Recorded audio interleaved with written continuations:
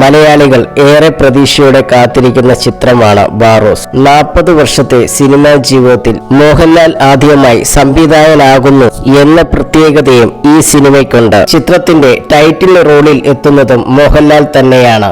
My dear Kuttichathan ശേഷം പൂർണ്ണമായും 3Dയിൽ ചിത്രീകരിക്കുന്ന സിനിമ കൂടിയാണ് ബാറോസ്. ബാറോസിനായി ക്യാമറ ചലിപ്പിച്ചത് സന്തോഷ് ശിവനാണ്. ചിത്രത്തെക്കുറിച്ച് സംസാരിക്കുകയാണ് സന്തോഷ് ശിവൻ.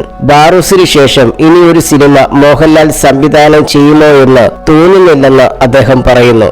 ബാറോസ് വളരെ ട്രിക്കി ആയിട്ടുള്ള ചിത്രമാണ്. അതൊരു മാസ് സിനിമയല്ല. ഒരുപാട് ആഫ്രിക്കൻ, സ്പാനിഷ് നടിമാരും മലയാളത്തിലെ കുറച്ച് താരങ്ങളുമുണ്ട്. വിദേശികൾ ചിത്രത്തിന്റെ ഭാഗമായതിനാൽ പ്രേക്ഷകർ സബ് ടൈറ്റിലുകൾ വായിക്കേണ്ടി വരും. അതുകൊണ്ട് തന്നെ ചിത്രം എങ്ങനെ പ്രേക്ഷകർ സ്വീകരിക്കുമെന്നറിയില്ല.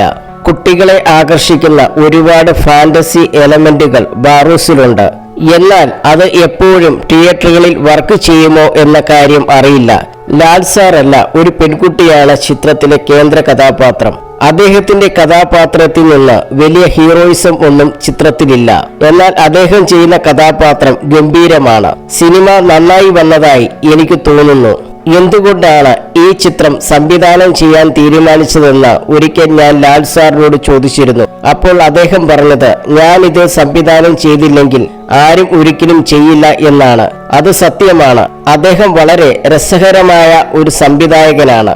മറ്റു ഫിലിം മേക്കേഴ്സിൽ നിന്നും അദ്ദേഹം വ്യത്യസ്തനാണ്. വേറെ സിനിമകളിൽ നിന്നുള്ള ഷോട്ടുകളോ റഫറൻസുകൾ അദ്ദേഹം ഈ ചിത്രത്തിൽ ഉപയോഗിച്ചിട്ടില്ല. ലാൽ സാർ എന്തു ചെയ്താലും അത് ഹൃദയത്തിൽ നിന്നും ചെയ്യുന്നു. അത് ശരിയോ തെറ്റോ ആകട്ടെ, അദ്ദേഹം അതിനെക്കുറിച്ചോർത്ത് പിന്നീട് വിഷമിക്കില്ല. അദ്ദേഹത്തിന്റെ പ്രസൻസ് വളരെ ഓർഗാനിക് ആണ്. വീണ്ടും സംവിധാനം ചെയ്യാൻ ലാൽ സാറിന് താല്പര്യമില്ലാത്തതിനാൽ അദ്ദേഹം വീണ്ടും സംവിധാനം ചെയ്യുമെന്ന് എനിക്ക് തോന്നുന്നില്ല, സന്തോഷ് ശിവൻ പറയുന്നു.